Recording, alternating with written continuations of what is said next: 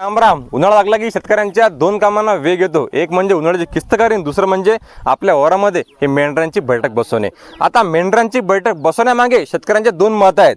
काही शेतकरी म्हणतात की बैठकमुळे फायदा होतो, शेतकरी म्हणतात की बैठक मारल्यामुळे नुकसान होते. दोन्ही विषयावर सविस्तर थोडक्यात आपण चर्चा करणार आहे. तुम्ही फॉलो करून घ्या. अगोदर काय असायचं की प्रत्येक शेतकऱ्यांच्या घरी जनावर असायची, गाय म्हैस बैल शेळ्या, आणि त्यांचं शेणखत आपल्या वावरामध्ये असायचं. परंतु हळूहळू संपूर्ण जनावरे आपल्या घरची त्या ठिकाणी संपली आणि परिणामी शेतकरी हे रासायनिक खताकडे त्या ठिकाणी ओढले.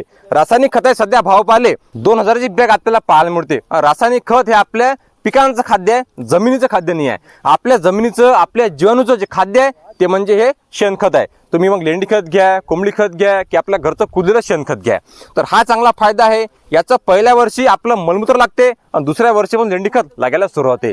एक वर्ष बैठक मारल्यामुळे 3 वर्ष आपली जमीन उतरत नाही. चांगलाच फायदा आपल्याला होते. आता नुकसान का होऊ शकते की हे जे मेंढरे आहेत ते पूर्णपणे जंगलामध्ये चरतात, गवत खातात, चारा खातात. यांची लेंड्या आहेत, या लेंड्या माध्यमातून आपल्या वावरामध्ये तण जे आहे ते येते. तण होते हे मान्य आहे, 100% मान्य आहे. परंतु तण व्यवस्थापनले आपल्याकडे पर्याय आहेत. कोणतंही तण निघालं, डवरणी, खुरपणी, निंदण, तणनाशकचा वापर आपण करू शकतो. त्या तण व्यवस्थापनले आपल्याकडे पर्याय आहे, परंतु शेणखताला पर्याय नाही आहे. आपण आता सध्या आपल्या वावरामध्ये दरवर्षी हे मेंढरांची बैठक आपल्या वावरामध्ये असते आणि चांगलेच फायदे आपल्याला होतात. तुम्हीही यावर्षी एक रात्र का होईना एक बैठक मारा, पुढच्या वर्षी तुम्हालाच फायदा समजणार आहे. धन्यवाद. पटलं असेल तर फॉलो करा. काही प्रश्न असतील तर कमेंटमध्ये करा. धन्यवाद. जय जवान, जय किसान.